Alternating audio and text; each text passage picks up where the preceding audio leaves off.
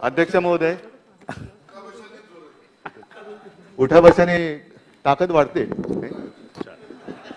अध्यक्ष महोदय, अंतिम आठवडा प्रस्ताव या चर्चेत सहभागी झालेले सर्व माननीय विधानसभा सदस्य आहेत. त्याच्यामध्ये आपले विरोधी पक्ष नेते आहेत, असं रईस शेख आहेत, रवींद्र वायकर आहेत, आशिष शेलार आहेत, सुनील प्रभू आहेत, अमित साटम, अमू आजबी, नितेश राणे, अतुल भातखळकर, संजय केळकर, महेश बालदी, प्रशांत ठाकूर, सुधीर मुनगट्टीवार, दिलीप लांडे, रवींद्र चव्हाण, श्रीमती मनीषाताई चौधरी, कालिदास कोळंबकर, रवींद्र गायकवाड या सर्वांनी भाग घेतला. आणखीनही कोणी घेतला असेल त्यांनी जे काही मुद्दे उपस्थित केले त्या सर्व मुद्द्यांना एका ह्याच्यात उत्तर देता येणं शक्य जरी नसलं तरी याचा अर्थ असा नाही की त्यांनी मांडलेल्या सूचनांचा किंवा सूचनांची आम्ही नोंद घेतलेली नाही. आपल्याला माहिती आहे की आपण काही यांना उत्तर देतो आणि काहींची नोंद घेतो आणि त्याच्याप्रमाणे योग्य असेल त्या ती कार्यवाही करतो. आज मी थोडंसं आपल्या परवानगीने अंतिम आठवडा प्रस्ताव आणि त्याचबरोबरीने एकूणच जे काही आपलं अधिवेशन झालं त्याच्यावरती थोडंसं एक मनमोकळं बोलण्याचा प्रयत्न करणार आहे. आणि हे मी बोलणार आहे ते तळमळीने बोलणार आहे, कारण मला असं खोटं बोलता येत नाही. अध्यक्ष महोदय, राज्यपालांच्या अभिभाषणापासून जर का आपण सुरुवात केली तर मला एका गोष्टीचं खरंच दुःख आहे, खेद आहे. राज्यपाल हे एक संविधानिक पद आहे आणि त्याचं महत्त्व काय आहे आमच्यापेक्षा विरोधी पक्षांना जास्त माहिती आहे. कारण वेळोवेळी नाही, तो तुमचा अधिकार पण आहे की वेळोवेळी मी कागाळ्या नाही म्हणणार पण तक्रार करण्यासाठी हक्काने राज्यपालांकडे केवळ विरोधी पक्षच नाही तर राज्यातला कोणी नागरिक जाऊ शकतो, तो जात असतो आणि त्यांनी जायला पाहिजे. पण दुर्दैवाने ह्या सगळ्या गोष्टी आपण जशा पाळतो, अधिकार आपण मानतो, तशा काही प्रथा परंपरा ह्या सुद्धा आपण पाळल्या पाहिजेत. ठीक आहे, एखाद्या गोष्टीबद्दल तुम्हाला आक्षेप घ्यायचा आहे घेऊ शकता, एखाद्या गोष्टीबद्दल विरोधात मत नोंदवायचे नोंदवू शकता, पण निदान आपल्या राज्याची तरी एक संस्कृती आहे, प्रथा आहे, परंपरा आहे. राज्यपालांनी आपलं अभिभाषण म्हणजे सुरू केल्याबरोबर जो काही गोंधळ झाला तो राज्याच्या संस्कृतीला शोभनीय नव्हता. आपण निदान राज्यपाल महोदय काय बोलतायत हे तरी ऐकून घ्यायला पाहिजे होतं. हा, तेव्हा तुम्ही जो एक उल्लेख केला दाऊदचा उल्लेख, तो तेवढा पुरता नव्हता. नंतर संपूर्ण आठवडा आणि जवळपास महिनाभर आपलं अधिवेशन आहे, तो उल्लेख आपण रोजच करत आलेला आहे. म्हणजे देवेंद्रजीची काल आपण कविता सांगितली, तेच ते आणि तेच ते महिनाभर केलं तुम्ही. दाऊद एके दाऊद, दाऊद एके दाऊद, दाऊद दोणे कोण हा भाग वेगळा, पण हे तुम्ही ते केलं. पण मला एक अशी अपेक्षा होती की ज्या वेळेला हक्काने आपण राज्य सरकारबद्दल काही तक्रारी आक्षेप राज्यपालांकडे नोंदवत असतो तेव्हा निदान आपलं सरकार, आपल्या राज्याचं सरकार हे काय करत आहे याच्या प्रगतीचा एक आढावा राज्यपाल आपल्यासमोर मांडत असतात. आपण जे काही मुद्दे मांडले, राज्यपालांचं भाषण ऐकलं तर नाहीच, होऊच दिलं नाही. राज्यपाल राष्ट्रगीताला सुद्धा थांबू शकले नाहीत, त्यांना थांबू दिलं गेलं नाही. म्हणजे हा एवढा मोठा घोर अपमान आजपर्यंत देशातल्या कुठल्या विधानसभेत क्वचितच झाला असेल.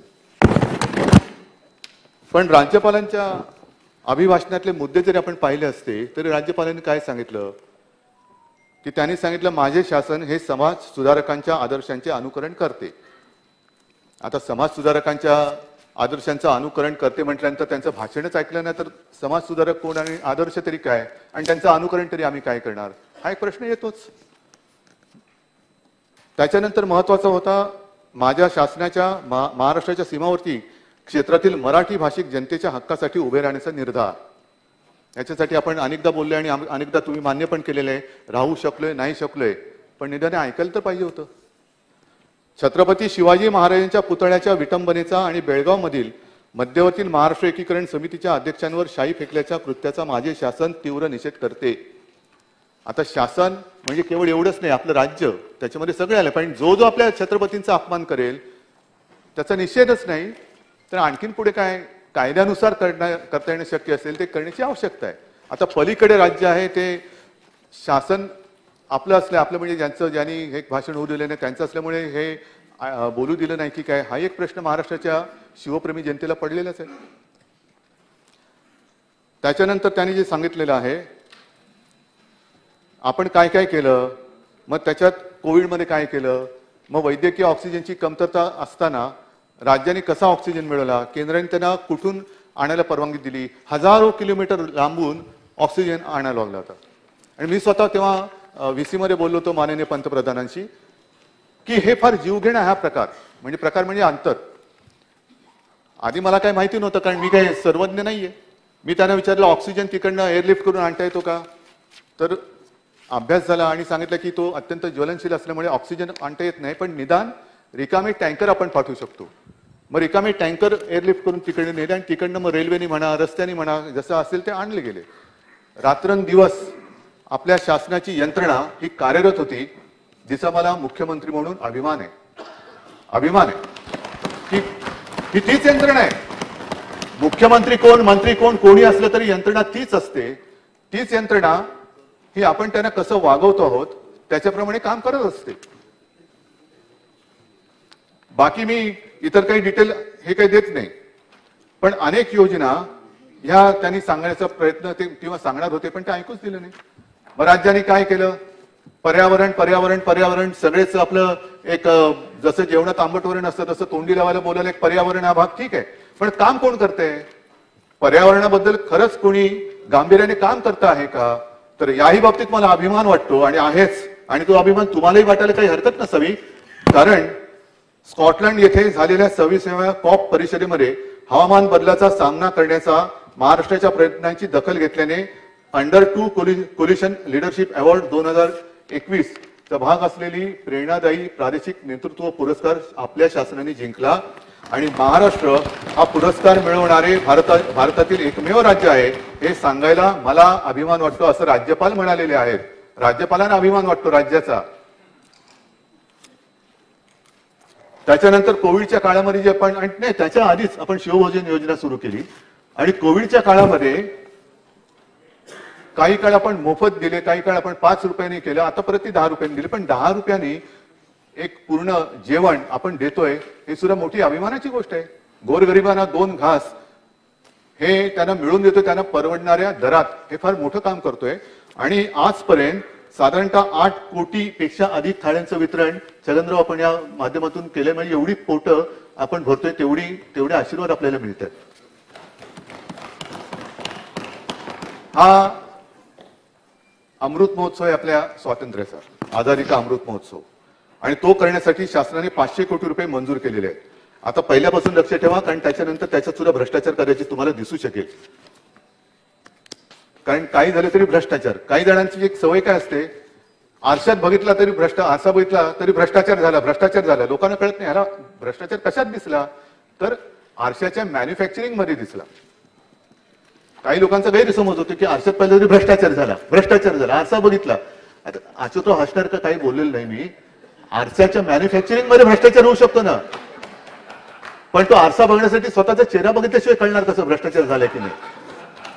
तर असं काही बोलू शकतात. तर म्हणून मी म्हटलं की आधीपासून लक्ष ठेवा. त्याच्यानंतर हिंदू हृदय सम्राट बाळासाहेब ठाकरे महाराष्ट्र समृद्धी मार्ग याचा उल्लेख काल एकनाथजी तुम्ही सुद्धा केला. त्याचं 77% बांधकाम पूर्ण झालेलं आहे.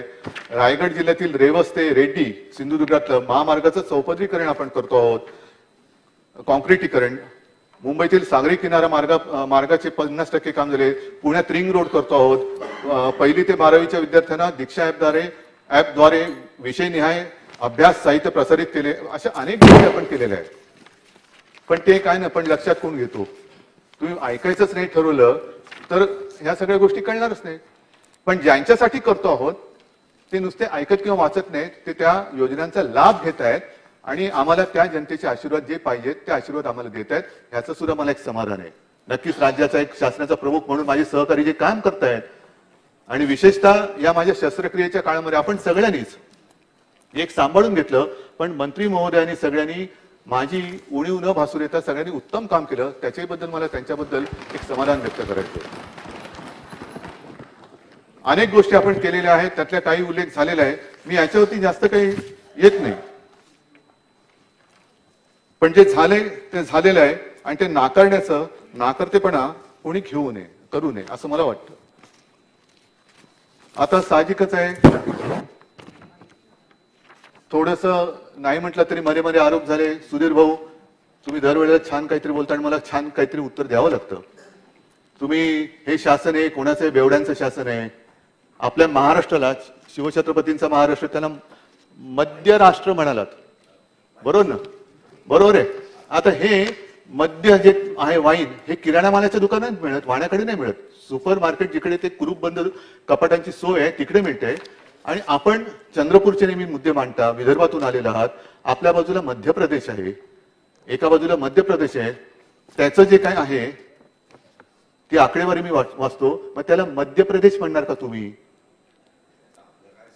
संबंध नाहीये. पण त्यांनी जे काय केलेलं आहे असं नाहीये. तुम्ही आपला तो बाब्या आणि दुसरा तो, असं नाही करायचं. मी तुम्हाला सांगतो, एक मिनिट सांगतो. देशात 1 लाख लोकसंख्येपेक्षा मागे मद्य विक्रीची दुकाने महाराष्ट्रात सर्वात कमी आहेत. कर्नाटक किती आहेत? कोणाचं सरकार आहे तिकडे? 7.10. मध्य प्रदेश 5.07. आता याचं उत्तर द्या. उत्तर प्रदेश तिकडे 2.60. तामिळनाड 9.43. तेलंगणा 6.30. हे सगळं बघितल्यानंतर लगेच आपल्या राज्याची बदनामी करून टाकायची, हे योग्य नाहीये. तुम्ही आमच्यावर टीका करा, पण ज्या महाराष्ट्रामध्ये महाराष्ट्राची एक तर तुम्ही राज्यपाल जे सांगत होते विकास काय झालेला आहे ते तुम्ही लोकांसमोर येऊ देत नाही. असं एक नावं देऊन तुम्ही महाराष्ट्राला बदनाम करतात, हे योग्य नाहीये. ह्याच्यामध्ये ही दखल शेवटी नागरिक घेत असतात. तुम्ही करा, मी म्हटलं ना, टीका करा. कोणत्या टोकाला जायचं, काय टीका करायची, हा याचा त्याचा प्रश्न आहे. तर ह्या एक गोष्टी आहेत. नंतर मला कल्पना आहे की जसं असं म्हणतात की रावणाचा जीव, कारण रावण युद्ध होताना एक मुंडकं उडवलं तरी पुन्हा हा हा हा हा ते पिक्चरमध्ये पुन्हा एक मुंडकं यायचं आणि रावण आपला लढतोय. मग नंतर कळलं की रावणाचा जीव हा बेंबीत होता. तसं काही जणांना काही मिळालं, केंद्रात सरकार मिळालं तरी त्यांचा जीव बेंबीत नाही पण मुंबईत असतो.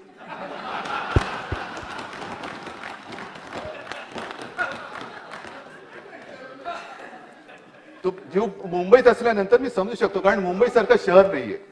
मी स्वतः पक्का मुंबईकर आहे, मुंबईत जन्मलेला आहे. त्याच्यामुळे माझ्या शहराचा जसा राज्याचा आणि देशाचा मला अभिमान आहे, तसंच मला माझ्या मुंबईचा अभिमान आहे. आणि माझ्या मुंबईमध्ये जे काय आम्ही करणार ते जगातलं सर्वोत्तम असलंच पाहिजे, हा माझा कटाक्ष असतो. आता मुंबईसाठी काय काय केलं, हा एवढं काही चौवड आहे, सगळी काय वाचण्याची आवश्यकता नाहीये. पण येता जाताना जे दिसतच नसेल त्यांना मला लक्षात आणून देण्याची गरज आहे. आता मुंबईमध्ये पब्लिक स्कूल, यापूर्वीच्या काळामध्ये महापालिकेची शाळा, म्युन्सिपालिटी स्कूल, म्हणजे त्याला असंच झिडकारलं जाते, हा काय शिकला तिकडे. पण आज तुम्हाला अभिमानाने सांगतो मी की महापालिकेच्या शाळांमध्ये सुद्धा आपल्या पाल्याला ऍडमिशन मिळावी, प्रवेश मिळावा म्हणून बाहेर रांग लागलेली असते. ही कदाचित देशातली एकमेव महापालिका असू शकेल. 8 भाषांमधून शिक्षण देणारी जगातील एकमेव महापालिका आहे. 8 भाषातून देणारी जगातील एकमेव आहे. 480 शाळांमध्ये व्हर्च्युअल ट्रेनिंग देतोय. अद्ययावत अभ्यासक्रम असलेल्या टॅबची आपण वापर करतोय टेंडर काढून. घनकचरा व्यवस्थापन करतो आहोत. मागील 2 वर्षांमध्ये झोपडपट्ट्यांमध्ये 15,000 पेक्षा अधिक शौचालय बांधून पूर्ण केले, तर 8,000 पेक्षा अधिक शौचकूपांचे बांधकाम प्रगतीपथावर आहे. जर कोणाची तयारी असेल तर उद्घाटनासाठी आम्ही आमंत्रण देऊ शकतो. शून्य कचरा निर्माण करणाऱ्या इमारतींना मालमत्ता करात 5% सूट. तसंच आपल्याला हे देखील माहिती आहे की 500 स्क्वेअर फुटापर्यंत ज्यांची घरं आहेत त्यांना आपण मालमत्ता करातून पूर्ण सूट दिलेली आहे. अर्धवट दिलेली जी पूर्वी होती तीही काढून टाकली आणि पूर्ण सूट दिलेली. आरोग्यासाठी तर आता नवीन एक योजना सुरू केलेली आहे, कारण अनेक जणांना टेस्ट करून घ्यायचे असतात पण त्या टेस्ट करणं परवडत नाही. म्हणून आम्ही निवडक दवाखान्यांमध्ये हिंदू हृदय सम्राट बाळासाहेब ठाकरे आरोग्य केंद्र योजना, जिकडे जवळपास 139 प्रकारच्या वैद्यकीय चाचण्या या काही मोफत तर काही नाममात्र दरात आम्ही करून देतो आहोत. कर्करुग्णांवरती उपचारांसाठी अद्ययावत प्रोटॉन थेरपी उपचार उपलब्ध करणार अशी सुविधा करणारी ही देशातील पहिली महापालिका आहे. ह्याचं सुद्धा एक आपल्याला दखल घ्यायला पाहिजे. आणि कोविडच्या बाबतीत म्हणाल तर त्याच्यावरती मी पुढे म्हणणार असत, आपण जे काय आरोप केले त्याला मी उत्तर देणार आहे. परंतु मुंबईने जे काय केलं, खास करून मुंबईने जे केलं ते मुंबई मॉडेल म्हणून जगभरात प्रसिद्ध झालं. उच्च न्यायालय, सर्वोच्च न्यायालय यांनी मुंबई आणि महाराष्ट्राने जे काम केलं त्याची तारीफ केलेली आहे. आता कोविड मधनं लोक बरे होतात, पण द्वेषाची कावीळ जर कोणाला झाली असेल तर त्याचा उपचार हा आपल्याला कोणत्या दवाखान्यात अजून करता येत नाही. कावीळ बरी होते पण द्वेषच झालाय, काविळीचं द्वेषाची कावीळ आहे, बरी कशी करणार? तर काय करू शकत नाही त्याला, त्याच्याकडे आमच्याकडे उत्तर नाहीये. जम्बो सेंटर सुरू केलं. मला ह्याही बद्दल एक सांगायचंय की जेव्हा कोविडने पहिलं पाऊल आपल्या राज्यात टाकलं आणि इतर देशात संपूर्ण, मला स्वतः आपले माननीय पंतप्रधान बोलले होते की उद्धव देखो ये इटली में क्या चल रहा है, लोग रस्ते पे मर रहे, उठाने के लिए कोई नहीं है. ती एक धोक्याची घंटा त्यांनी तेव्हाच माझ्या लक्षात आणून दिली होती. आणि जेव्हा कोविडने पहिलं पाऊल टाकलं त्याही वेळेला आपलं अधिवेशन सुरू होतं, अर्थसंकल्पीयच होतं वाटतं. आणि त्याच वेळेला टोपे साहेब आपणही होतं, सगळेच होतो, पण आपण एक निर्णय घेतला की तातडीने इकडे तिकडे करण्यापेक्षा फील्ड हॉस्पिटल आणि ती सुद्धा जम्बो ही उभारण्याची गरज आहे. मी तर सांगितलं होतं की लागली तर लष्कराची मदत घ्या, काय कमीपणा त्याच्यात वाटण्याचं कारण नाही, पण त्याही बाबतीत आपल्या यंत्रणेने स्वतःच्या ताकदीने, स्वतःच्या हिमतीने जम्बो कोविड सेंटर्स उभारली. मला तरी माहिती नाहीये की देशात आणखीन कोणी कशी तिकडे उभारली असतील. पण जम्बो कोविड केअर सेंटर जर का आपण उभारली नसती तर जयंतराव कदाचित असं होऊ देणार नाही.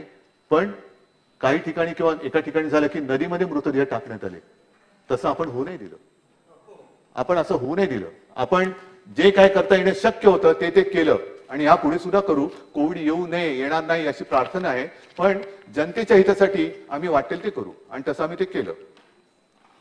त्याच्यानंतर काल सुद्धा बोलताना बरेच मुंबईचे विषय मार्गी लावलेत. ज्यांची घरं होत नव्हती त्यांची घरं एकनाथजी थोरात साहेब आणि जितेंद्र आपण सगळ्यांनी पुढाकार घेऊन ते धोरणामध्ये काय बदल करायचा, नवीन धोरणं काय करायची, त्यांच्या घराचा प्रश्न आपण मार्गी लावलेला आहे. पत्राचाळ पुनर्विकासाचे भूमिपूजन त्याचं झालेलं आहे. मराठी भाषा भवन दृष्टिक्षेपात नाही, बरोबर आहे, कारण येत्या 2 तारखेला त्याचं भूमिपूजन होतंय. आणि गिरगाव येथे म्हणजे आपल्या या कुठे करणं ते पण झालेलं, येता जाताना ते होर्डिंग दिसत असतील, तिकडे दिमागदार मराठी भाषा भवन उभारण्यासाठी कार्यवाही 2 एप्रिलला सुरू करतोय. बीडीडी चाळीचा प्रश्न रखडला होता, तो मार्गी लावलेला आहे. डबेवाला भवनासाठी त्यांना आपण जागा दिलेली आहे. वर्डी डेअरीच्या जागेवरती एक जागतिक आंतरराष्ट्रीय दर्जाचं मत्स्यालय आपण उभं करतो आहोत. त्याची जी काय प्रक्रिया आहे ती होत आलेली आहे आणि त्याची सुद्धा सुरुवात लवकरच होईल. असे अनेक काम आहेत.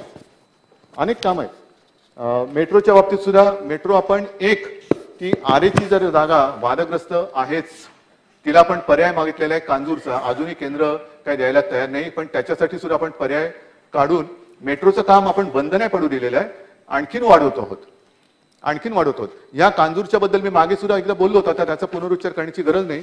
पण एक आक्षेप जो आपल्याकडनं घेण्यात आलेला होता की मेट्रोच्या कामात 10,269 कोटी वाढीचा प्रस्ताव, हा प्रस्ताव देवेंद्रजी आपल्या काळात सप्टेंबर 2018चा आहे, आमच्या काळातला नाही आहे. हे कशासाठी वाढलंय त्याची सुद्धा एकनाथजी आपण चौकशी लावा. काय वाढलेलं आहे, खरं असेल तर भाग वेगळा, पण नेमकं अचानक 10,000 कोटी वाढला कसा, काय त्याच्या मागे? मुंबईमध्ये जसं समुद्र आहे पण याच्यात काय पाणी मुरतंय का ते पण बघून घ्या, मुरलंय का ते बघून घ्या. त्याच्यानंतर सौर ऊर्जा प्रकल्प आपण करतो आहोत. आणखीन काय काय गोष्टी आहेत हे मी सगळं वाचून झालेलं आहे. पर्यावरणाच्या दृष्टीने त्या इलेक्ट्रिक बसेस चार्जिंगच्या त्या सुद्धा आपण आणतो आहोत.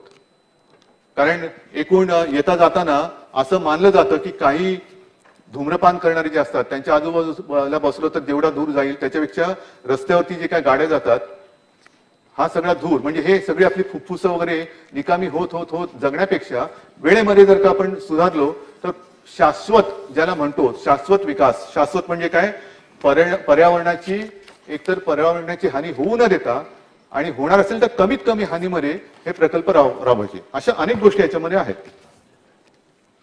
हे खूप आहे, म्हणजे पाहिजे असेल तर मी सगळी माहिती द्यायला तयार आहे. आता ह्या सगळ्या गोष्टी आपण इकडे बघत असताना काही गोष्टी ज्याचा उल्लेख मी काल केला की या गोष्टी अडल्यात, आणल्यात. कशा आणल्यात? तर धारावी इथला जो पुनर्विकास प्रकल्प आहे तो करायचा आहे, पण त्याच्यासाठी रेल्वेची जी 45 एकर जमीन आहे केंद्राबरोबर आम्ही पाठपुरावा करतो आहोत. अजून उत्तरे काही येत नाही, प्रश्न काही सुटत नाही. अर्धे पैसे भरून झालेत, ते मिळाल्यानंतर दुसरे पैसे द्यायचे, पण केंद्र अजून काही दाद देत नाही. मराठी भाषेला अभिजात दर्जा देण्यासाठी केंद्राकडे वारंवार पाठपुरावा करतो, काय होत नाहीये. बॉम्बे उच्च न्यायालयाचे मुंबई उच्च न्यायालय हा एक विषय आहे, त्याचा पाठपुरावा करतोय. त्याच्यानंतर मी मागे सुद्धा बोललेलो आहे की महाराष्ट्र कर्नाटक व्याप्त महाराष्ट्र जो विषय आहे तो सोडवण्यासाठी केंद्र अजून काही करत नाही, कारण ते आहे, पण केंद्र सरकार कोणाची बाजू घेते हे न्यायालयातील जर का आपण सगळं कामकाज पाहिलं तर स्पष्ट लक्षात येऊ शकतं की केंद्र सरकार पालक म्हणून त्यांनी निपक्ष भूमिका घ्यायला पाहिजे, पण केंद्र सरकार नेमकी कोणाची बाजू घेते हे कामकाज पाहिलं तर लक्षात येईल. तर असं का होतंय याच्यासाठी कोण बोलणार आहे? तर ह्या गोष्टी मुंबईच्या झालेल्या आहेत. आता दुसरा जो महत्वाचा मुद्दा, एक 2-3 आरोपांबद्दलच मी बोलणार आहे. दहिसर इथला भूखंड. दहिसर इथल्या भूखंडाबद्दल कोणी कसा पाठपुरावा केला होता, कुठून हा सुरू झाला, आणि त्याचा पाठपुरावा जर म्हणाल तर साधारणतः 2011 पासून सुरुवात झाली होती महापालिकेमध्ये. देवेंद्रजी आपल्याला कल्पना आहे, कारण आपली या एका पत्रावरती सही आहे. एमसी बीएमसी त्यांनी तुम्ही म्हटलंय do the needful, examine and do the needful ते म्हटलेलं आहे. त्याच्यानंतर त्यावेळेचे तुमचे विधान परिषदेचे धनंजय मुंडे, आता विधान परिषदेचे विरोधी पक्ष नेत्यांचा त्यावेळेचा उल्लेख इथे केला तर चालेल ना? अगदी केरळाचं उत्तर तामिळनाडूला दिल्यासारखं नाही ना होणार. मी विचारतो, मला माहिती नाही ह्या गोष्टी. तर त्याने एक पत्र दिलं होतं, त्याच्यावरती तुम्ही उत्तर दिलेलं आहे. अजय मेहतानी नाही म्हटलं का? तर तसंही नाहीये. अजय मेहतानी सुद्धा त्याच्यावरती त्यांची टिप्पणी दिलेली आहे. मग करता करता करता त्याची किंमत वगैरे ठरवतं कोण? चंद्रकांत दादा, तुम्हाला कल्पना आहे, कारण महसूल खातं त्यावेळेला आपल्याकडे होतं. ती जी काय जमिनीची किंमत ठरवणारी जी यंत्रणा असते ती आपल्या खात्याकडे होती. त्यांनी ती किंमत ठरवली. ती किंमत दिली गेल्यानंतर पुन्हा त्याच्यावर त्यांनी वाद केला, तर कोर्टात गेलाय. आता आपण असं म्हणतोय की तो तर किती 900 कोटी मागतोय, आपण त्यांना 349 कोटी दिले. पण हा सगळा जो पाठपुरावा आहे त्याची सुरुवात मनीषाताई आपण केली होती. आपण फोटो सुद्धा ट्विट केला होता या दहिसरच्या हॉस्पिटलच्या बाबतीत. हा, मला वाटलं तुम्ही आता तुमचं मत बदलले की काय? हॉस्पिटल हवं की नको? हवं ना? हवं की नको? नाही ते आशिष बोलते बोलू नका, पण तुमच्या वॉर्डाचा प्रश्न आहे, लोक तुम्हाला विचारणार आहेत, आशिषला नाही. हॉस्पिटल हवं की नको? नाही, एक मिनिट, तुमचं म्हणून हा सांगा.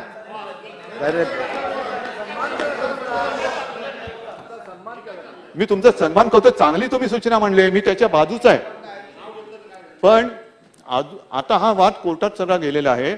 तिकडे हॉस्पिटल व्हावं ही तुमच्याप्रमाणे आमच्या सगळ्यांची इच्छा आहे, आणि म्हणून तो भूखंड ताब्यात घेण्याचा आग्रह जसा तुमच्या पक्षाने धरला तेव्हा आम्ही सुद्धा तुमच्यासोबत, तुम्ही आमच्यासोबत महापालिकेत एकत्र होतो.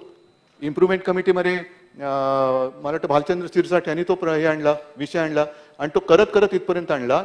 आता ह्याच्यात भ्रष्टाचार कुठे झाला? कारण कोर्टात प्रकरण आहे, उलट महापालिकेने आक्षेप घेतलेला आहे की याला वाजवीपेक्षा जास्त पैसे दिले गेलेले आहेत, आणि हे दर ठरवण्याचं काम महापालिका करत नाही, ते महसूल खात्याची जी एक यंत्रणा असते ती करते. तिने केलेलं आहे, त्यानुसार ते आपण पैसे त्याने दिले गेलेले आहेत. हा एक भाग आहे. त्याच्यानंतर कोविड काळात भ्रष्टाचार. मला खरंच एका गोष्टीचं दुःख वाटतं की महापालिकेने एवढं अप्रतिम काम केलं, आणि एपिडेमिक ऍक्ट जो आहे त्या एपिडेमिक ऍक्टमध्ये हे स्पष्ट नमूद केलेलं आहे, ती नोंद माझ्याकडे आहे, की या काळामध्ये तुम्ही काम जे करता त्याच्याबद्दल कोणी आक्षेप घेण्याचं कारण नाही. आणि मी थोडीशी माहिती घेतली, मला आपल्याकडनं जर अधिक त्याला पुष्टी किंवा ते खोडून काढलं तर बरं होईल.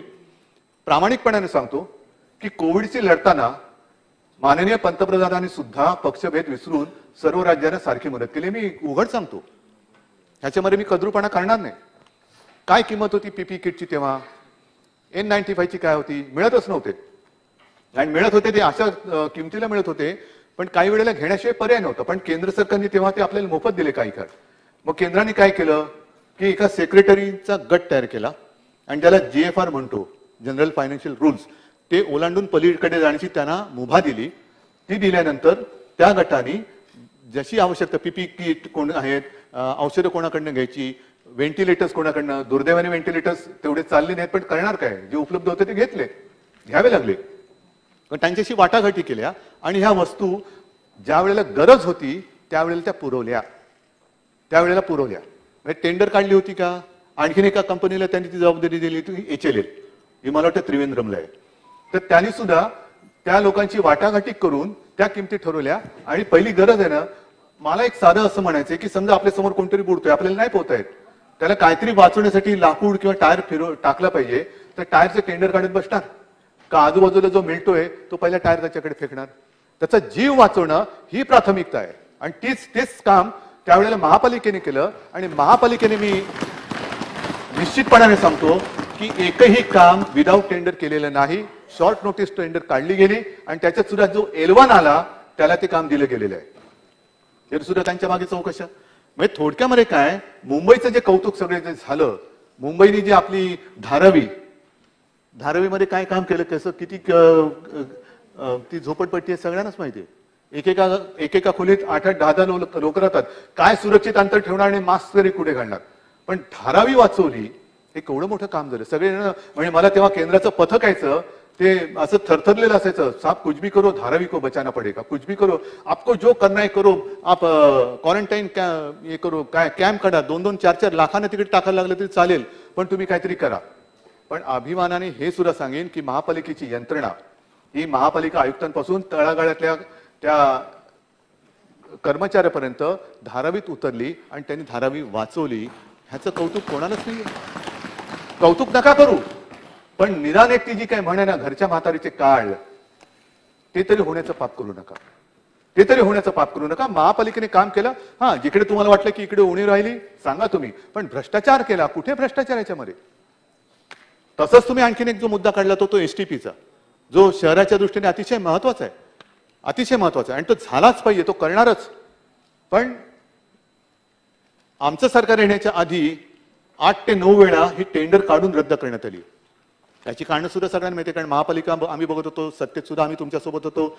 काही वेळेला जी एक त्याला काय म्हणायचं, एक संस्था असते किंवा ज्यांच्याकडे जो अधिकार असतो, ती त्यांचे नॉर्म्स आणि निकष हे बदलत होते. म्हणून निघालेली ते याला माझ्यापेक्षा आधी त्याला जास्त माहिती.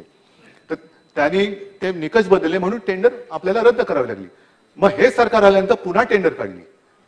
त्यांच्या सगळ्या त्या नवीन बदललेल्या नियमानुसार, अत्याधुनिक तंत्रज्ञानानुसार ही सगळी नवीन टेंडर काढली.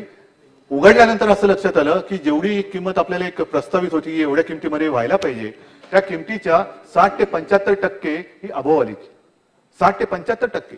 मग काय केलं? महापालिकेने IIT कडे पाठवलं की हे तुम्ही बघा, आमचं चुकले का त्यांचं चुकले. आणि त्यांनी पूर्ण अभ्यास केला, त्या लोकांचं प्रेझेंटेशन घेतलं आणि मग त्यांचा अभिप्राय दिला की महापालिकेचं चूक नाहीये, यांचं चूक आहे. मग ती टेंडर पुन्हा रद्द केली. आता पुन्हा नव्याने टेंडर काढली. नव्याने टेंडर काढल्यानंतर मधल्या काळामध्ये ह्याला जो विलंब झाला, तो विलंब कशामुळे झाला हा एक भाग झालाच. पण कोर्टामध्ये काही स्वयंसेवी संस्था गेल्या, मग सुप्रीम कोर्टाने त्याच्यात दखल घेतली आणि सुप्रीम कोर्टाने सांगितलं की यापुढे ही संपूर्ण जी काही प्रोसेस आहे ही आम्ही आमच्या निगराणीखाली करणार. मग त्यानुसार अध्यक्ष महोदय, जी टेंडर आलेत त्यातलं टेक्निकल बिड माझ्या माहितीप्रमाणे गेल्या सोमवारी उघडलं गेलं आणि जे कमर्शियल आहे ते येत्या काही दिवसात उघडणार आहे आणि सुप्रीम कोर्टात पाठवणार आहे. मग जिथे अजून ते उघडलं गेलेलं नाहीये, एक पैसा त्याच्यात खर्च झालेला नाहीये, तर त्या पाकिटामध्ये भ्रष्टाचार झाले तुम्हाला कसं कळलं? त्यातला पेन ड्राईव्ह तुम्हाला कोणी दिला? हा निराधार आरोप आहे. म्हणजे आरोप करा, पण आरोप करताना काहीतरी त्याला आधार ठेवा. हीच जर का तुमची माहिती आणि त्या माहितीच्या आधारे तुम्ही कागदपत्र देणार असाल आणि मंत्र्यांचे राजीनामे मागणार असाल तर मग हा अन्याय. आणि मला एका गोष्टीचं आश्चर्य वाटतं, थोडंसं त्याच्यावरती नंतर मी बोलणारच आहे, पण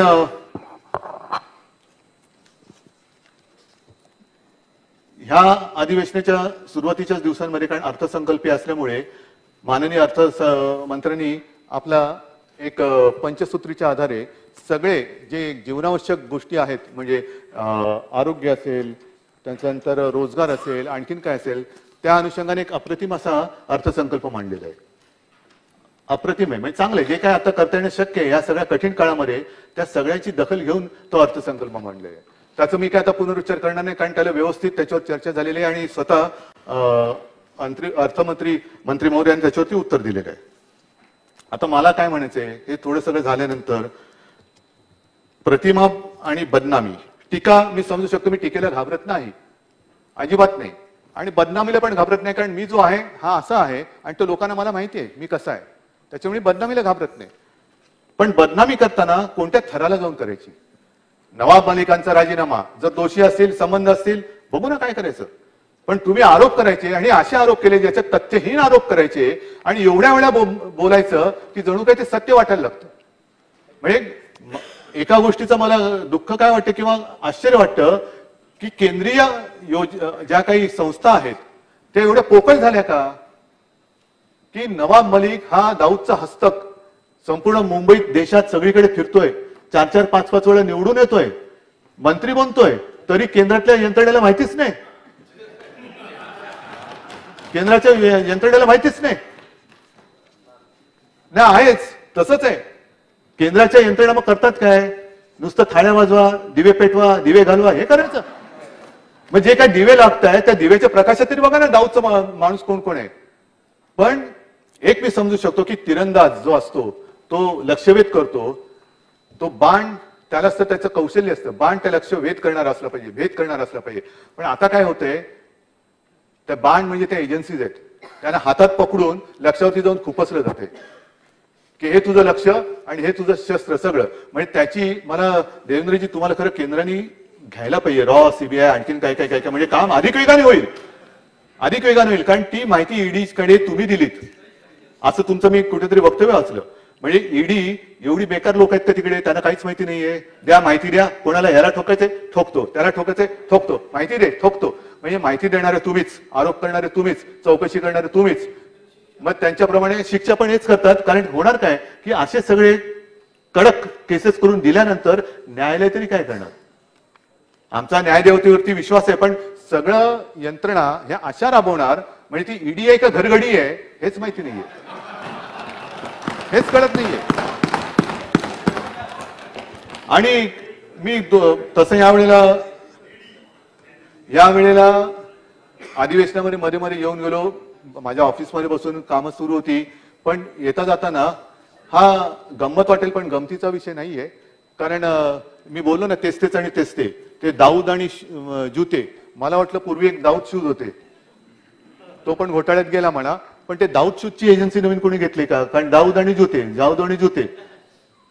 बरं हा दाऊद आहे कुठे हो, माहिती कोणाला?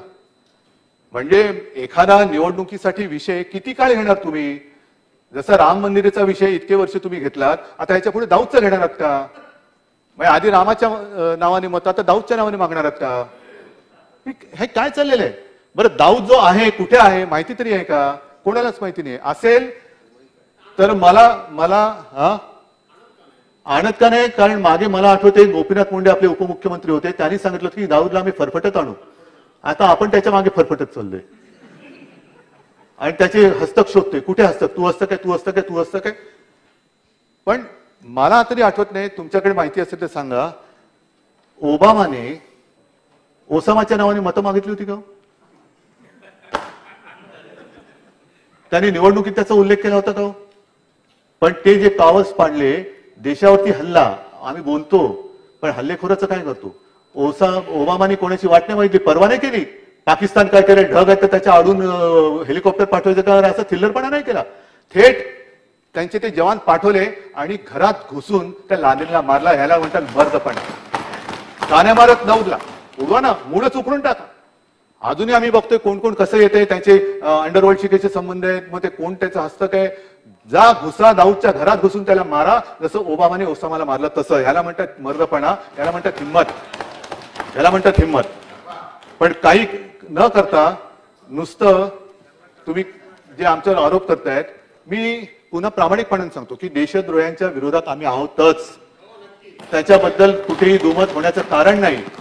पण नवाब मलिकांचा राजीनामा तुम्ही मागता आहात, त्याच्या आधी जे काही घडले काश्मीरमध्ये, त्यावेळेला मेहबूबा मुफ्ती बरोबर तुम्ही बसला होतात. मी ते माझ्या भाषणात पण बोललो, अनेकदा बोललो, तेच ते आणि तेच ते, दुसरं आहे काय आपल्याकडे. पण अफजल गुरुला फाशी देण्याचा जेव्हा प्रश्न आला त्यावेळेला या मेहबूबा मुफ्तीबाईंचं काय वक्तव्य होतं, अफजल गुरुला फाशी देऊ नका. ज्यांनी लोकसभेवरती हल्ला केला, देशाच्या सर्वोच्च लोकशाहीच्या मंदिरावरती हल्ला केला, त्याचा मास्टर माइंड, त्याचा ब्रेन, त्याला फाशी देऊ नका. आणि दिल्यानंतर त्याचं पार्थिव त्यांच्या कुटुंबियांकडे द्या. त्यावेळेला जर मी विसरलो नसेल तर तेव्हा सत्तेमध्ये भाजपा सामील होता नव्हता माहित नाही, पण त्यांच्याबरोबर तुम्ही सत्तेचा पाठ मांडला होता. त्याच्या आधी सुद्धा त्यांची मतं कशी होती, कारण एका रात्रीमध्ये नाही, असेल किंवा नसेल, मी आरोप नाही करत आहे, मी सांगतोय घटना, माझं समजून घ्या, मी तुमच्यावरती आरोप नाही करत आहे. जर तुम्ही सत्तेत तेव्हा असाल तर असाल, एक काढल्या तारखा तर कळतील. पण बुराण वाणीला मारल्यानंतर सुद्धा ज्यांच्या घरी या मेहबूबाबाई गेल्या होत्या, म्हणजे त्यांचे विचार एका रात्रीत नाही बदलले. या विचारांची ही माणसं माहिती असताना सुद्धा तुम्ही त्यांच्यासोबत सत्तेत बसला. मग अफजल गुरु देशद्रोही नव्हता, मग ते का अफजल सरकार होतं का बुराण सरकार होतं? कोणी कोणाचा राजीनामा घ्यायचा किंवा सत्ता तेव्हा तुम्ही स्थापन नंतर केली असेल किंवा आधी केली असेल, पण विचार तर तेच आहे. जसं मी सांगतो की मी कडवट हिंदुत्ववादी आहेच आणि तो राहणार, माझे विचार बदललेले नाहीयेत आणि बदलणार नाहीये, मी परत एकदा सांगतो तुम्हाला. पण सत्तेसाठी आपण काय करायचं ते सोडून द्यायचं. म्हणजे आणखीन एक म्हण आहे, स्वतःच ठेवायचं झाकून. आता तेव्हा मला वाटतं अजूनही तुम्ही बघा, कारण तेव्हा भाजपा सत्तेत असेल, कारण आम्हाला प्रश्न पडला होता की या अफजल गुरुला फाशी देऊ नका सांगणाऱ्या मेहबूबाबाई भारत माता की जय बोलायला लागले की काय, वंदे मातरम बोलायला लागले की काय. बोलले असते तर आम्ही सुद्धा सत्तेत नसतो आलो, पण त्यांच्यात दर्शन घ्यायला आलो असतो आम्ही, की ते एकमेका बरोबर आल्यानंतर वंदे मातरम बोलायला लागल्या, भारत माता की जय बोलायला लागल्या. या सगळ्या गोष्टी बघितल्यानंतर आणखीन एक मुद्दा जो आहे तो मुद्दा मुदस्सर लांबेचाच आहे. मुदस्सर लांबेचं तुम्ही सांगितलं नाही, दाऊद के लांबे हात. हे लांबे हात त्या माहीमच्या दर्ग्यामध्ये आपल्याला हार घालत असतानाच फोटो, आणि तेव्हा एक ऐतिहासिक क्षण होता तो, आणि त्या ऐतिहासिक क्षणाचे सगळे क्रांतिकारक ह्यांचे फोटो आहेत, मुदस्सर लांबे आणि सगळेजण. हे सगळे क्रांतिकारक, त्यांच्यावरची गुन्ह्याची यादी वाचा. आणि कदाचित तेव्हा आपल्याला कल्पना नसेल, कारण असं कधीतरी होतं की आपल्यासोबत कोणतरी फोटो काढतो आणि नाही, आता परवा तुम्ही माझा त्या याच्याबरोबर फोटो दाखवला ना, मग तसा माझा तुमच्यासोबत फोटो आहे, मोदीजींबरोबर सोबत आहे, अमितजींबरोबर सोबत आहे. त्यांनी काय होत नाही, पण किमान आपण बोलताना फोटोबद्दल काय नाही. कारण मागे एकदा असं म्हटलं होतं की फोटो कधी कोणी लग्नात फोटो काढला म्हणून काय तो त्याचे आणि त्याचे काही संबंध लावता येतील असं नाहीये. पण विशेष म्हणजे त्या नेमणुकीचं पत्र, कारण ती निवडणूक त्याची प्रक्रिया मला वाटतं दादा आपण सगळी सांगितली, पण त्याच्यावरती सही जी आहे ती सही तत्कालीन जे मंत्री होते त्यांनी हिरव्या शाहीमध्ये केलेली आहे. आता तो हिरवी शाही योगायोग असू शकेल, आणि ते म्हणजे आताचे तुमचे राष्ट्रीय सरचिटणीस विनोदजी तावडे, त्यांची सही आहे त्याच्यामध्ये. तर तो पण कागद माझ्याकडे. तर ह्या काही काही गोष्टी आपण समजून घेतल्या पाहिजेत एकमेकाला. धर की ठोक हे बरोबर नाहीये, याने कोणाचंच काय होणार नाहीये. नुसता आरोप करून राज्य चालू शकत नाही. एखाद्याला तू वाईट आहेस हे सांगण्यासाठी तू स्वतः किती चांगला आहेस हे लोकांना सांगावं लागतं, दाखवून द्यावं लागतं, तो सांगेल की हा किती वाईट आहे. पण तू काही केलं नाही, अरे मग तू तरी काय केलं ते तर सांग. पण तुम्ही जर का तेच केलं असेल कळत न कळत, मग हा कसा काय वाईट होऊ शकतो. आणि म्हणून मला असं वाटतं की आता जे काय चाललेलं आहे, एक गोष्टी आधी बोलून मग केल्या जातात. आता मध्ये हर्षवर्धन पाटील जे पहिले तुमच्याकडे होते, त्यांना झोप लागत नव्हती, मग झोपेचं औषध घेतलं, तिकडे जाऊन झोपायला लागले. हा अनुभव त्यांनी कानात नाही सांगितलेला आहे, एका सभेत सांगितलेला आहे की, आणि त्यांचं मी पण सांगितलेलं की ते कधी कधी टीव्ही लावल्यावरती ते जाहिराती येतात, पहिले मुझे नींद नहीं आती थी. तर असं काय तुमच्याकडे झोपेचं औषध आहे मला कळत नाही. आणि मागे एकदा गडकरी बोलले होते, म्हणजे आता मला खरंच सांगा, आम्ही इकडे सगळे बसलेले भ्रष्टाचारी आहोत, आम्ही सगळी दाऊदची माणसं आहोत, पण तुमचा सकाळचा सत्तेचा प्रयोग यशस्वी झाला असता तर नवाब मलिक आणि अनिल देशमुख तुमच्या मांडीला मांडी लावून बसले असते की नाही? आम्ही जर का तुमचा गळ्यात पट्टा बांधला असता तर जे काही तुम्ही आमच्या कुटुंबांची बदनामी करताय ही अत्यंत नीच, निंदनीय आणि अत्यंत विकृत अशी गोष्ट आहे की एकमेकाच्या कुटुंबाची विकृत बदनामी करणं. अरे सर, मर्द असशील तर मर्दासारखा ये अंगावर, बघतो तू आहे आणि मी आहे. पण तुमच्या सत्तेचा दुरुपयोग करून, तुम्ही त्या संस्थांचा दुरुपयोग करून, म्हणजे महाभारतामध्ये शिखंडीचा उल्लेख आहे. तो शिखंडी कोण होता मी सांगण्याची गरज नाही. लढण्याची ताकद नाही, मग शिखंडीला मध्ये टाकलं. आता कळतच नाही शिखंडी कोण आहे आणि मर्द कोण आहे, कोण कोणाच्या आडून लढतोय. याला मर्दपणा नाही म्हणत, नामर्दपणा म्हणतात. हिंमत असेल तर समोरासमोर या आणि लढा. हे यंत्रणा वापरायच्या, घराघरातल्या कुटुंबियांना बदनाम करायचं, धाडी टाकायच्या, हे काय? आणि मागे नितीन गडकरी बोलले होते की आमच्याकडे वाल्याचा वाल्मिकी होतो, वाल्याचा वाल्मिकी होतो. मग जसं ईडीचं काम ते मनी लॉन्ड्रिंग असतं, तसं तुमच्याकडे काही ह्युमन लॉन्ड्रिंगचं काम आहे का? की बरबटलेला माणूस घ्यायचा, त्याला म्हैसूर सँडल सोप लावायचा आणि छान अत्तर बित्तर लावून झाला बघा कसा सुंदर. हे ह्युमन लॉन्ड्रिंग तुम्ही सुरू केलेलं आहे का? ह्या सगळ्या गोष्टी आहेत ना. आता एकच मला जे सांगायचंय की आता हे सगळं झालं, ह्युमन लॉन्ड्रिंग झालं, हे सगळे जे काही होत आहे हे असं समजू नका की कोण बघत नाहीये, कोणाच्या लक्षात येत नाहीये. कारण जसं आपल्या पोरांचे चाळे थेर बघू न शकणारा त्यांचा पिता आंधळा धृतराष्ट्र होता, तसा हा धृतराष्ट्र नाही, हा छत्रपतींचा लढणारा महाराष्ट्र आहे. हा महाराष्ट्र आहे, हा महाराष्ट्र आहे. आणि ह्या अशा वाटेला जाऊ नका. यातनं कोणाचंच काही होणार नाहीये, कोणाचंच भलं होणार नाहीये. आणि म्हणून मला असं वाटतं की हे सगळे जे काही चाललंय ना, हे आता मी घाबरलं म्हणून नाही सांगत आहे, त्याच्यावरती सुद्धा पुढे बोलणार आहे. पण यातनं काहीच होणार नाही. लोकांना आपण काय देणार आहोत, ही संधी आहे.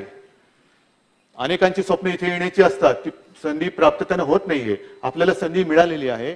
संधीचं सोनं करायचं का माती करायचं हे ठरवा. काय असतील ना मतभेद सांगा, काही सूचना असतील सांगा, काही नवीन कल्पना असतील सांगा, कोण आमच्यात गुन्हेगार असेल जरूर सांगा, पण उगाच काहीतरी बदनामी करू नका. आणि म्हणून मी आता जे बोलतोय की तुम्हाला सत्ता पाहिजे ना, म्हणून तुम्ही हे ताण तणाव कुटुंबियांना तणावाखाली ठेवायचं, मग ह्याला अटक करायची, त्याला बेलच मिळू द्यायचं नाही, हे सगळे चाललेत ना. चला मी या सगळ्यांच्या समोर सांगतो, तुम्हाला सत्ता पाहिजे ना, उगाच तुम्ही काही गोष्टी करू नका. पेन ड्राईव्ह गोळा करायला जाऊ नका. पेन ड्राईव्हचा खप उगाच वाटतो, ज्यांना गरज असते त्यांना मिळत नाही, त्यांना मिळत नाही, त्यांना राहू द्या. पेन ड्राईव्हची गरज नाहीये.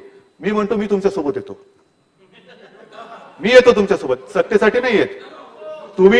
तुम्ही जे आता चाळे केलेले आहेत सगळे माझ्या कुटुंबियांची बदनामी करायची, त्यांना उगाच त्यांच्या काहीतरी काय मालमत्तेवरती टाच, आज ह्याच्यावरती टाच त्याच्यावरती टाच, ह्या टाचेला मी काही घाबरत नाही. कारण शाळेमध्ये मला छत्रपतींची कविता होती, खबरदार जर टाच मारुनी उडविन चिंधड्या राई राई एवढ्या. त्याच्यामुळे मी टाचेला नाही घाबरत. पण मी तुमच्या बरोबर येतो, टाका मला तुरुंगात. माझ्यावरती जायचं नाही, या ना मग. कुटुंबाशी कशाला बदनामी करताय? आम्ही कधी तुमच्या कुटुंबियांची बदनामी केली? कधी तुमच्या कुटुंबियांच्या काही भानगडी असतील आहेत असं म्हणत नाही, तर आम्ही काढण्याचा प्रयत्न केलेला आहे. मी येतो तुमच्या बरोबर, तुम्ही टाका तुरुंगात. मग तुमच्या फुरसतीने मग ते सगळे आरोप गोळा करा, ते पण करू नका, कारण त्याची गरज नाही. कारण खुलासे करून उपयोग नाहीये, खुलासे करून कुठे ऐकलं जात नाहीये. काही गोष्टी सादर केल्या तरी त्या नाकारल्या जातात. मग ह्याचं शेपूट त्याला, त्याचं शेपूट त्याला करून पुरावे सगळे गोळा केले जातात आणि कोर्टासमोर नेलं जातं. कोर्ट काय करणार, समोर आहे त्याच्याप्रमाणे दे शिक्षा. पण एवढंच जर का तुम्हाला जीव जळत असेल तर मला टाका तुरुंगामध्ये, मी तयार आहे. पण एक गोष्ट लक्षात घ्या, थोडस मग मी भावनिक बोलतो आणि हिंदुत्ववादी बोलतो. तुरुंग कोणता, आर्थर रोड, तिहार वगैरे नाही. जसं बाबरी मशिदीच्या खाली राम मंदिर होती, राम जन्मभूमी, तसं जर का कृष्ण जन्मभूमीचा शोध तुम्हाला लागला असेल, तो तुरुंग असेल ना, त्या तुरुंगात मला टाका. मी कृष्णाचा अवतार नाहीये. मी कदाचित देवकीच्या पहिल्या 7 मुलांपैकी असेन, पण त्या तुरुंगात मी कृष्ण जन्माची वाट बघेन. पण मी जसं सांगतो की मी कृष्ण नाहीये, तसं तुम्ही सांगता आलं पाहिजे की तुम्ही कंस नाही आहात, नाही तर कंसामध्ये जाऊ नका. आणि ही माझी तयारी. काय तुम्हाला माझ्या कुटुंबियांनी पाप केली असतील, बाळासाहेबांनी काय उत्तर देणार? मग मी विचारतोय, बाळासाहेबांनी ज्यांना तुमच्या नेत्यानं वाचवलं ते तरी गेल्यानंतर बाळासाहेबांनी काय उत्तर देणार? ज्या वेळेला त्यांना सोबत कोणी राहू शकत नव्हतं, देशामध्ये सगळेजण सांगत होते की हे नको हे नको, तेव्हा बाळासाहेब एकटे त्यांच्या मागे राहिले होते की हे होतं कामाने, हे तिकडेच राहिले पाहिजे. काय उत्तर देणार? की 2014 मध्ये सुद्धा युती तोडली, तुम्ही तोडली, तेव्हा मी हिंदू होतो. आज जर का तुम्हाला असं वाटतं की मी हिंदुत्वापासून फारकत घेतली, तर 2014 साली सुद्धा मी हिंदूच होतो, आजही आहे.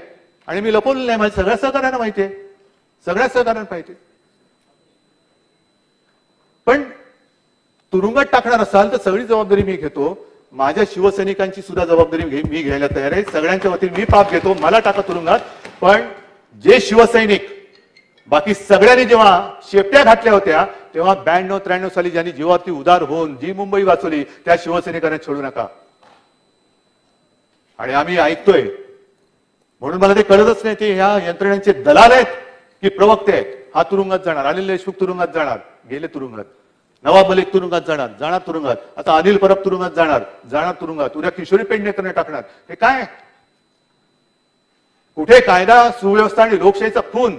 ह्याच्या पलीकडे काय आणखीन असू शकतो? अघोषित निदान इंदिरा गांधींनी तरी आणीबाणी घोषित केली होती. ही अघोषित आणीबाणी, एवढा डरपोकपणा त्यांच्यामध्ये नव्हता. डरपोकपणाने आणीबाणी नाही राबवली, घोषणा केली आणीबाणीची. चांगली वाईट हा ज्याचा तो वेगळा भाग आहे, पण एक धारिष्ट लागतं, ते धारिष्ट त्यांच्यामध्ये होतं. आणि आज सुद्धा अनिल परब इकडे बसलेले आहेत. मी सगळ्यांना सांगतो की 92-93 साली पोलिसांनी आणि मिलिटरीच्या लष्करांनी हिंदूंना वाचवण्यासाठी जेव्हा अनिल परब गेले, तेव्हा भर रस्त्यात त्यानं गुरासारखं मारलेलं. तो त्याचं तुम्ही काय बांधकाम पाडताय, आणखीन काय पाडताय? जे पाडायचं ते पाडा, पण मग बांधकाम अनधिकृत पाडायची तर ती सगळ्यांची पाडा, कोणालाही पदराखाली घ्यायचं नाही, अजिबात नाही. पण अशी शिवसैनिक, किशोरी पेडणेकर सुद्धा आमच्या चळवळीतल्या शिवसैनिक आहेत. ज्या वेळेला एका व्यक्तीला बाळासाहेबांनी काढून टाकला होता 2005 ला, काढून टाकलं, गेट आउट, नाही पाहिजे तू, अशी घाण नाही पाहिजे, तेव्हा त्यांच्यासोबत काही जण गेले होते. तेव्हा त्या निदर्शनाच्या वेळेला या किशोरी त्याच्या डोक्यात वर्णवीट मारली होती, मोठं डोकं म्हणजे जवळ खूप पडली होती, वाचल्या त्या. पण हे असे गुन्हेगार. महापालिकेमध्ये घोटाळा, मुंबई महापालिकेमध्ये घोटाळा, मग पिंपरी चिंचवडमध्ये सुद्धा त्या स्टँडिंग कमिटीच्या अध्यक्षाला घोटाळ्यामध्ये पकडलंच आहे ना. या सगळ्या गोष्टीचा म्हणजे म्हणून मी म्हटलं ना की वेगळेपण काय आहे हे पहिलं लक्षात घ्यायला पाहिजे. आणि म्हणून मी शेवटी एकच म्हणेन की आपण ही कविता केवळ तुमच्यासाठी नाही, माझ्यासाठी नाही. ही कविता काल तुम्ही म्हटला की ती वेगळी होती. मी बहिणाबाई चौधरींची कविता आहे आणि ती आपल्याला सगळ्यांनी लक्षात घेण्यासारखी कविता आहे. माणूस माणूस मतलबी रे माणसा, तुले फार हवं तुझी हाका केला आशा. आता गुलाबराव, तुम्ही याचं भाषांतर मराठीत करून सांगा, कोणत्या भागातले असतील. दादा तुम्हाला पण असेल. आणि हे बाकीची मी हे वाचत नाही, कारण खूप त्यांनी वर्मी लागेल असं लिहिलेलं आहे. म्हणजे पुढचं जे आहे, मानसा मानसा तुझी नियत बेकार, तुझ्याहून बरं गोठ्यातलं जनावर. हे अशा सगळ्या गोष्टी आहे. आणि शेवट जो आहे तो फार महत्वाचा, जो तुम्ही आम्ही सगळ्यांनी लक्षात ठेवला पाहिजे. मानसा मानसा तरी होशीन माणूस, लोभासाठी, लोभ सगळ्यांनाच असतो, पण लोभासाठी झाला मानसाचा रे कानूस. आणि ही जर का आपल्या संतांची, या कवित्रींची शिकवण जर का आपण लक्षात ठेवली आणि तसं जर का वागलो, तर मला असं वाटतं जे राज्यपालांच्या अभिभाषणाच्या वेळेला झालं, जे आता जे राज्यामध्ये चालू आहे की एकमेकाची चिखलतोड करायची. आणि मला प्रसिद्धी माध्यमांना म्हणून सांगायचे, बातम्या दाखवा, जरूर दाखवा, पण कोणाचं तरी आयुष्य उद्ध्वस्त होईल अशा प्रकारे जी एक बदनामी केली जाते, तिला तरी निदान आपण साथ सोबत देऊ नका. आयुष्य उद्ध्वस्त होतात आणि कालांतराने कळतं आणि ह्याच्यामध्ये काही नव्हतंच. तर ही एक माणुसकी, आपण सत्ताधारी असू, विरोधी असू, पण या देशाचे एक नागरिक आहोत, एवढीच तशी वागा, एवढीच माझी एक विनंती आहे. धन्यवाद. जय हिंद, जय महाराष्ट्र.